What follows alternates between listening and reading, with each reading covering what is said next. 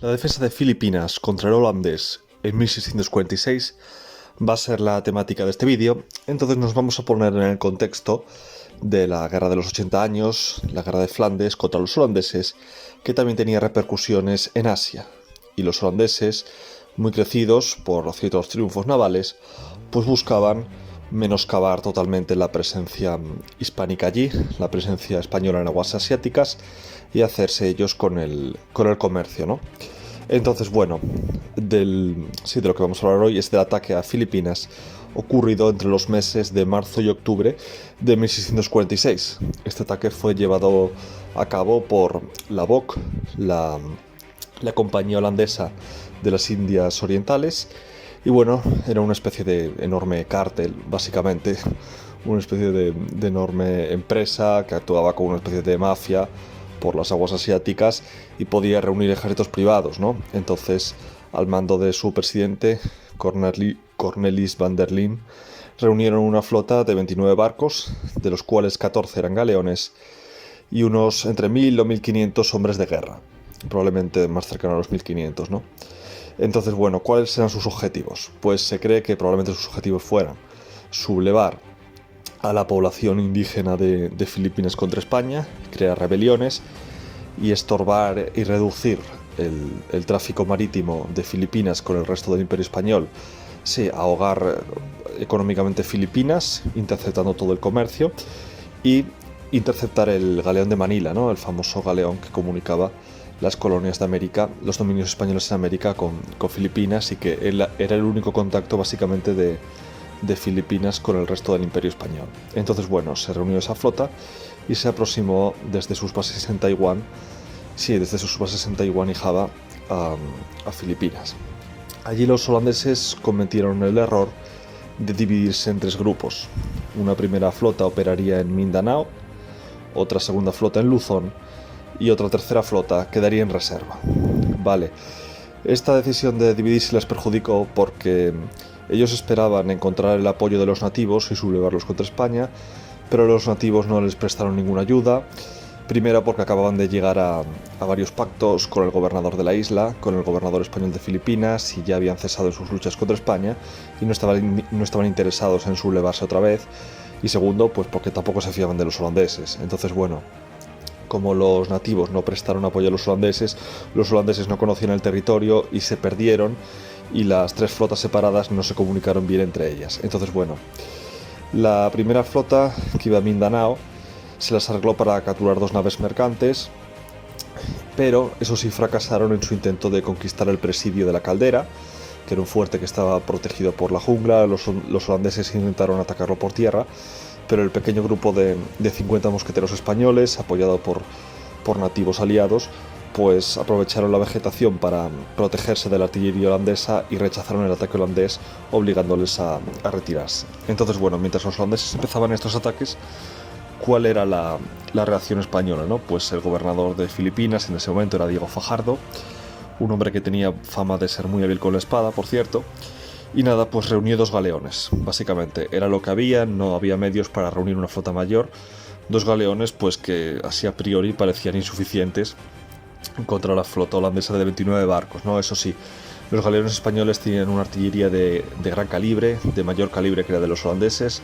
De hecho, utilizaban cañones de los fuertes de Manila, ¿no?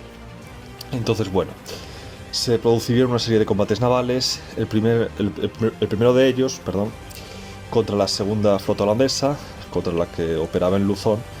Pues este combate se produjo en Bolinao, y bueno, los dos galeones españoles atacaron a la escuadra holandesa, que se vio sorprendida por una flota tan reducida que quisiera plantarles cara, y los galeones españoles, tras varias horas de bombardeos, se las arreglaron para dañar a la almiranta holandesa y hacerles huir, ¿no? Hacer huir a la flota neerlandesa. Entonces, bueno, los españoles, después de este pequeño triunfo, se dieron cuenta de que la presencia de holandeses por estas aguas pues era una amenaza para el galeón de Manila, que iba a llegar por esas fechas, y decidieron encontrarlo para escoltarlo. Entonces, ¿qué pasa? Que mientras buscaban al galeón de Manila, se produciría el segundo combate en Ticao contra la primera flota holandesa, contra la otra, la que operaba en Mindanao, ¿no? Aquí sí que los holandeses estaban prevenidos, vieron venir a los españoles con antelación, y los españoles, ante la enorme superioridad numérica enemiga, se tuvieron que refugiar en San Jacinto. Los holandeses intentaron provocarles para que salieran a luchar, pero los españoles no mordieron el anzuelo. Entonces los holandeses decidieron abandonar ese bloqueo de San Jacinto e ir a bloquear Manila y esperar al galeón de Manila para capturarle cuando llegase allí. Entonces los españoles, cuando vieron que los holandeses se iban, adivinaron cuáles eran sus intenciones y llegaron a la conclusión de que no podían dejarles ir porque si no el galeón de Manila iba a ser capturado. Entonces salieron detrás de los holandeses y los alcanzaron en Marinduque, librándose allí el segundo combate, bueno, que fueron dos combates nocturnos realmente, al término de los cuales pues los holandeses también tuvieron que retirarse.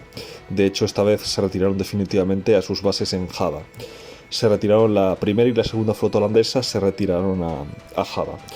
Pero la tercera flota de holandeses, la de reserva, seguía por allí.